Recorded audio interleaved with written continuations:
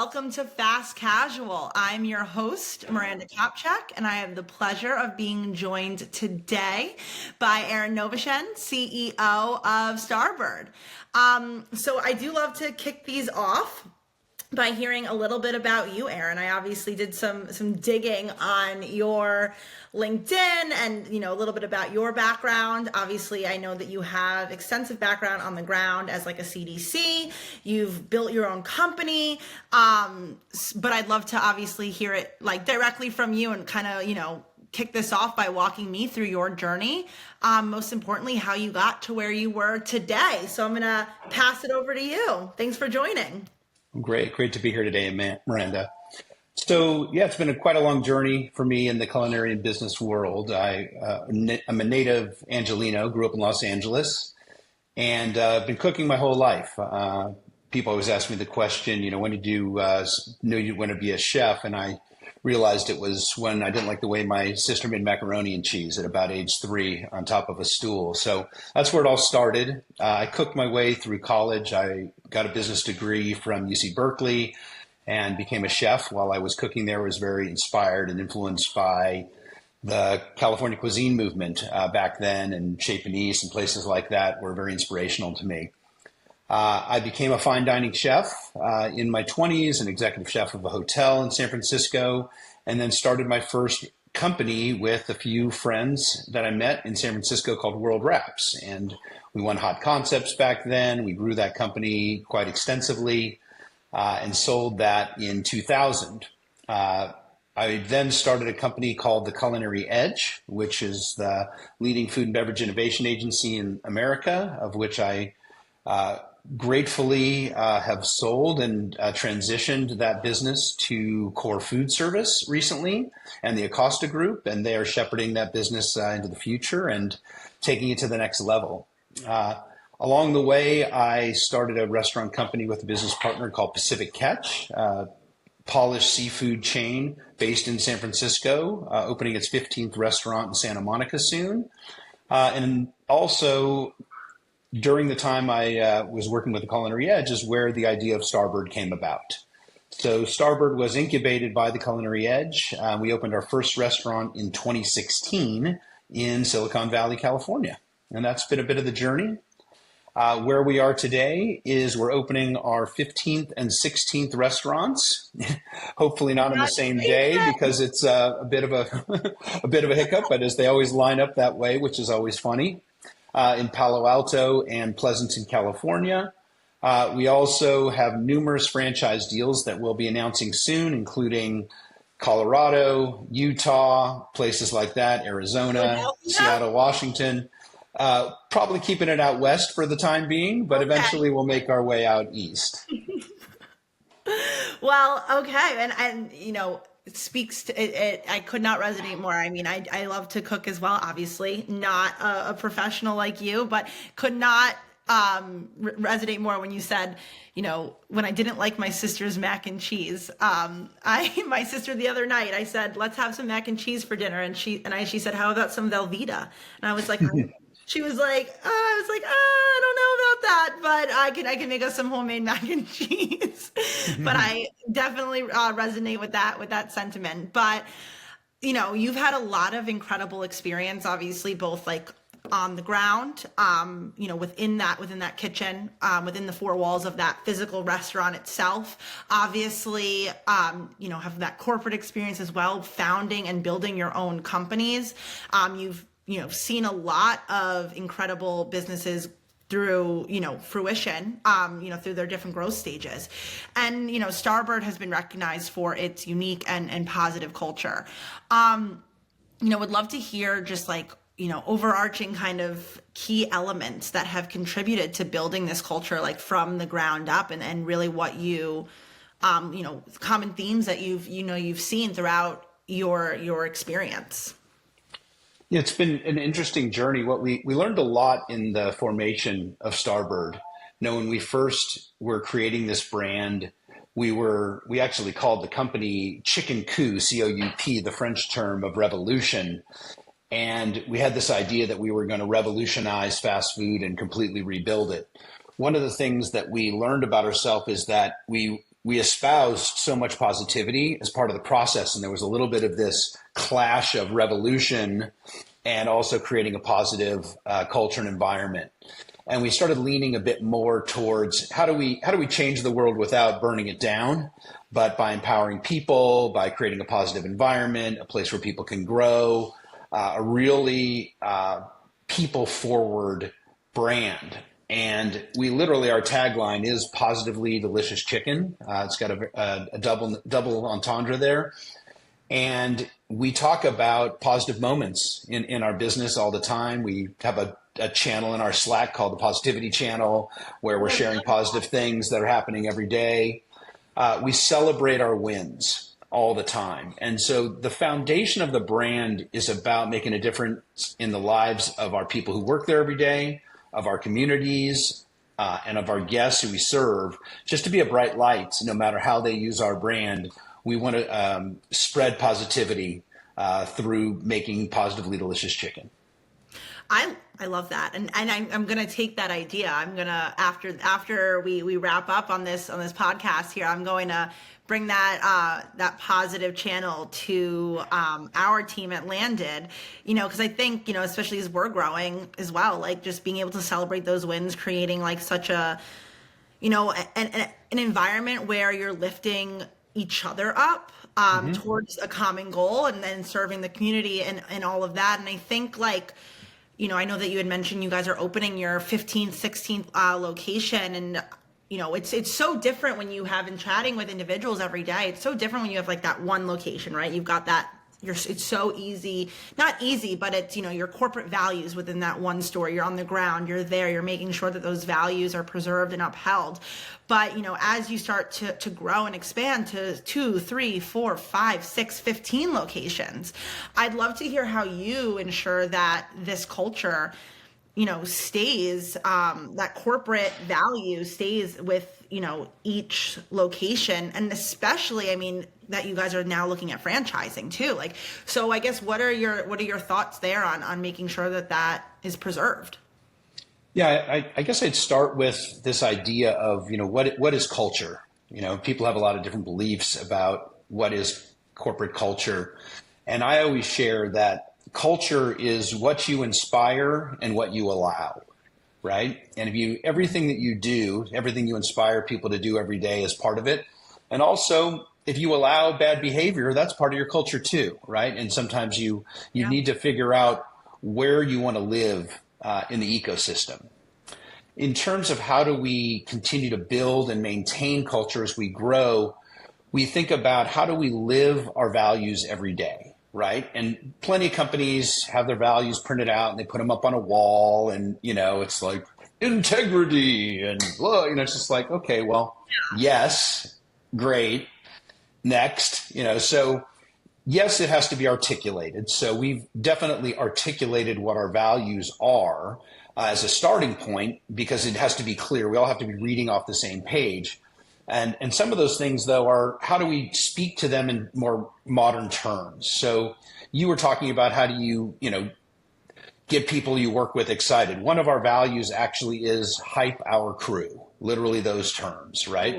Which, we define as we support our team members, partners, and community with passion and positivity, right? And what it means, we talk about it, what does this mean to you, right? It means someone who's standing next to you on the line building, cranking out a $2,000 hour making food, you're fired up. They're killing it. They're making great stuff. We're sharing photos. We're sharing photos of each other. We're celebrating the wins together. We're celebrating in the wins of our team members instead of the challenges that we all face every day running businesses, right? Another one of our values is reach for your personal peak, right? And what does that mean to us? It means that really every single day we're challenging ourselves to be better and to grow, right? Starbird's not a great place if you kind of want to just stagnate, right? And it doesn't mean that you need to grow from a line cook to a general manager, but you have to invest in yourself and learn more, be open to learning, be open and be curious. Things of that nature is what makes a good fit.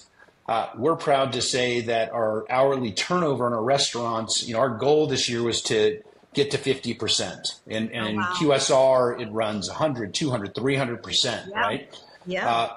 I'm proud to say that last month we trended on a trailing 12 month at 37% on the hourly side. And that's a new record for our team. That's On the incredible. general managers are trending in the 20% range, corporate Wow. office under 20%. So people come to Starbird, they stay. We have very low turnover. And that to me is what's the scorecard to know if you're doing it well, right? Yeah. And turnover to me is one of the highest signs of that. I couldn't agree more with you. And I think I mean, you hit the nail on the head. I mean, and those are absolutely incredible numbers. So, I mean, like clearly you guys are doing something right. And I mean, as you guys begin to, expand and grow, and obviously you're hiring more people, you're hiring more individuals on the ground, you're hiring more individuals that are making that chicken, that are making that food and are serving the community. Are you ensuring that you are finding those right individuals, because obviously the employee engagement is going to be crucial for maintaining these values that you have. And I guess what is your strategy to ensure that the individuals that are coming into the restaurant and making that chicken and being part of that culture align with your values? Like what is that strategy that you guys are using? Sure. Well, first and foremost, it's about thoughtful attraction, right? So how do you attract people? So first and foremost, you need to let them know you exist, right? Yeah. So Yeah. we invest heavily in social media. We've got a huge TikTok following, for example, for the size of company we are, well over 100,000 followers in a small company. Same on Yeah. Instagram. We create all our own content. We feature our people. We feature our experiences. We present ourselves as a fun place to work, right? So that's always important. We reward people who bring in other like-minded people, right? So we incentivize referrals with our team, and that's Yeah. really important. We ensure that our interview processes are ones that are respectful, where we are professional, we show up prepared, we treat people right. We have a saying that it's hire slowly, fire quickly. And that's also Yeah. part of that culture of what do you inspire and what do you allow, right? We if it's not a good fit, let's align that it's not a good fit and move forward. So often we retain people who are not good fits out of ego, right? People hold on to things because it's their own mistake that they made by hiring the wrong person, and they think they're going to fix this person or change the world, and Oh often it's yeah. not the case. And yes, we invest in education and making it work and trying things, but we have to look closely at ourselves and say, what did we know today that we didn't know then, and how do we take responsibility for that? And continuing to grow and evolve. And I think that's like to the point. It sounds like your culture on the ground is all about like uplifting and learning and growing and moving in unison, moving as one. That's kind of the biggest theme that I'm gathering, is that let's celebrate together, let's celebrate our wins, let's learn from our losses though too. Like let's see the things that didn't align with these values and move quickly and move as a business together towards the right direction. And I guess that to me is something that's really standing out from this conversation. But I'm sure, like, as you have, a lot of trial and error in the hospitality space. Absolutely. A lot of that, and that's not a bad thing, right? Like to that point, like it's good to own up to the mistakes, or own up to if somebody's not a good fit, and align on that quickly. And I guess, like, what overall challenges have you faced in scaling this culture and kind of bringing this to the to on the ground? Like, what is the challenge, and how have you overcame that to build what you have built today?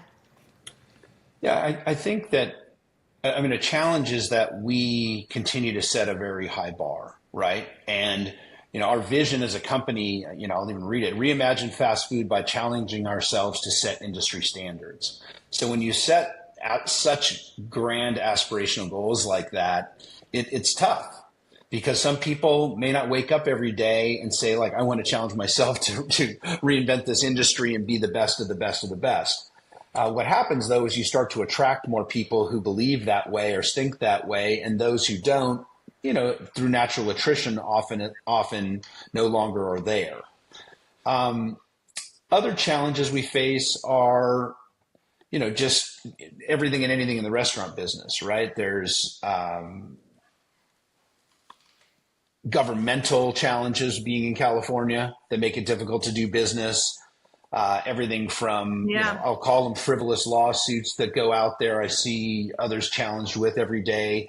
And, spending your time on defense is not really the best way to run a business. Our goal is to drive top line sales. Sales cure all ills is what we say every day. I guarantee you, how do you make the business more profitable? The easiest way, drive top line. Yeah. Absolutely the easiest way. And we focus most of our energy on creating sales and creating positive experiences versus, saving our way to prosperity. It's not a great way to grow a company. The other is just ensuring that every person in the restaurant knows what their next opportunity is, right? So having clear development plans for every single person. And it could be an entry-level line cook who's just learning to assemble food. Well, they need to know, what's next for them, right? In X amount of time, we want to work together because you have to own a bit of your own training and your aspirations to excel and exceed. Where is your next place to be? So, communicating that, investing in the time and energy it takes to do that well is a challenge, but it's one of those investments that we found really builds for the long game. We're not in this for the short game. We measure our success by top line sales and bottom line profit. We measure it by turnover. We measure it by how many people within the organization are moving up. All those type of things are our success metrics. And if everyone can agree on those things, we sort of know where the light is guiding us. Yeah, no, and I love that is when people feel supported and feel heard and feel like, their employer, I don't want to say is more than an employer, but really that they're also invested in their success as well. You're seeing employees there, for the long haul, for longevity, for growth. You're seeing employees that are invested in the brand because the brand is invested in them.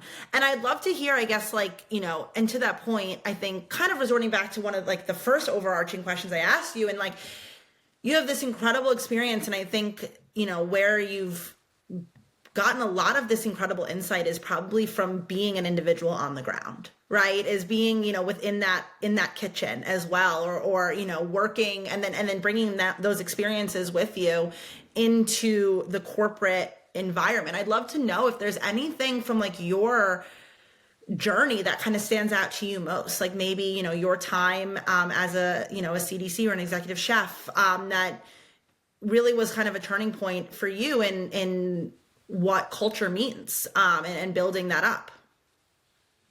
Yes, I've learned a lot of things along the way, and I've certainly learned more from my mistakes than my successes, without a doubt. A few things that come to mind are, I worked in a lot of French restaurants, right? And was executive chef, was chef de cuisine in those places. And the things that I learned were great were discipline, organization, passion, respect for the ingredients, and some of the things that were, and also sort of a brigade mentality, leadership, clarity, right? Sometimes when everybody's in charge, no one's in charge, right? That kind of stuff doesn't work. So I've learned and respect a lot of the things that I got from that. On the flip side, there's not a lot of empathy in that world, right?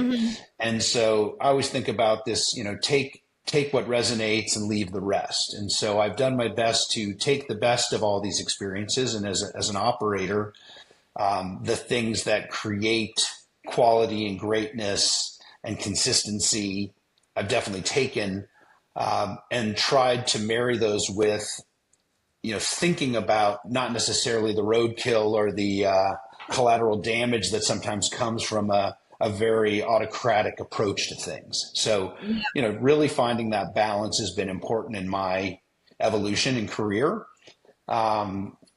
one of my partners used to always say, seek to understand before you seek to be understood, right? Be a good listener, be an Yeah. active listener. These are all things that I've taken to heart over the years and learned because, I've been very driven and growth oriented and a little narrow. And as I, nurture people and think about a bigger organization, got to really think about how to move big organizations up, not just one pinpoint where you're standing there. Hmm. I always used to think that, or not think, but that move from a general manager to a district manager, where is probably the hardest progression in an operator's life, right? Oh, Because how can they make impact when they're not there, right? And how I to totally use get that. systems well, how to motivate people. And I used to say, well, start with as you're a general manager. View your restaurant not how it runs how you're there. View the success of your restaurant by how it runs when you're not there, because that shows that you're a good teacher. You've empowered people. It's not nothing worse than an operator who gets stuck saying, oh, I can't grow because I always have to be here. That to Yeah. me is probably the biggest failure of a leader. Yeah. And I think to that, like, that's so interesting because as you say these, like, I obviously, you know, we're speaking in this podcast to thought leaders in the hospitality space, but I think to that point around even just promotions in general, or moving your career trajectory in general, or relationships day to day, like there's so much that I think anybody listening in today, or listening to this episode, can take from that, and take that and implement into like their own career progression, even outside the hospitality space, right? Like as Absolutely. an individual goes from an individual contributor to a manager to a director, a friend to a significant other, whatever that may be. Like there's so much that you can kind of take from that statement right there and kind of implement that even outside of like the four walls of a restaurant, or a hospitality circumstance. And I think that that's going to resonate well with all listeners, not just individuals that are kind of in the weeds of the hospitality space. um Agree. yeah. And I think to that point, obviously, like I mean, this conversation has been eye-opening for me. I'm going to take a lot of these learnings, and especially a lot of like the quotes and the sayings, and your own experience and how you've scaled, and kind of for my own personal career growth, and all of that. And I think like would love to hear just like advice that if you were if I was, a budding entrepreneur in the hospitality space, or just in general, like what advice you would give to other restaurateurs looking to create a similar impact. I think the greatest thing I've learned about growth and growing a company relies on the people you surround yourself with, right? Hmm. And I I call myself an extreme generalist, right? I know a little bit about a lot of things. I know how to cook. I'm a chef, but am I the best chef? No, right? I'm an Yep. operator and I can see the whole picture, but am I the best operator? No. Am I a finance guy? No, but do I understand finance and P&L as well? Like I'm an absolute generalist, but surrounding myself with the specialists and people who can really help me be better to be a leader, right? If I know all the answers and know more of the answers than all the people around me, that's a challenge. And granted, you're going to have, people you put into positions that you may have a bit more experience on some things of, but their focus and their understanding, their passion in that thing should allow them to excel and exceed the guidance that you provide. Yeah. No, I think like it's all about, I always say like I don't have all the answers. I don't think anybody has all the answers, but it's your willingness to kind of accept that you don't have all the answers. And a lot of the time I feel like some key element that's missed, and I think in, and again, outside of just hospitality, but in general, is listening to the individuals on the ground, the Mhm. ones doing it day to day, like what's working, what's not working, and kind of owning that, like, you might have an idea of the big picture, but then when you start to dive into the weeds of the day to day operations, the guest experience, what people are looking for, there's so many more learnings. Typically your answer for whatever issue is right in the hands of your boots on the ground. Yeah, and I to build on that, quality data does not lie. Yeah. Anecdotal data creates hypotheses. Love it. Quality data does not lie. And when you think about the art and the science, a lot of businesses need a bit of that. So use the science to provide the foundation for you to apply your art and or your overarching experiences. Like to me, I always think, well, what is intuition? And I think intuition is this combination of every single experience that I've ever had and that I've learned from, and the ability to process that information rapidly to come up with conclusions and thoughts and ideas. When I think about intuition, people say, wow, you have really good intuition, and leading a consultancy for a long time. It's like, well, I don't have magical powers, right? It's not about that. And I always used to think about what drives the decision making, or having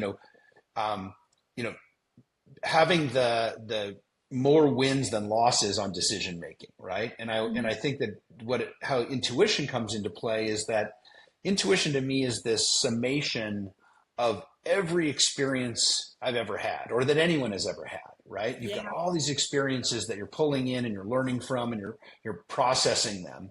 And how intuition for me comes from taking all those experiences, processing them rapidly, right? Like on the fly, be able to process all these things and come up with, here is the reasoning or the deductive reasoning based out of this combination of all these experiences, and really helps for, building things over time, right? So I was fairly successful career-wise at a young age, and I really had zero respect for experience. Like, respect your elders, and experience is everything. And I was always like, screw that shit. Like, I got this. But what I learned over time is like, wait a second, having those experiences on top of sort of knowledge and talent and art and science is really, really key to have the whole package. Yeah.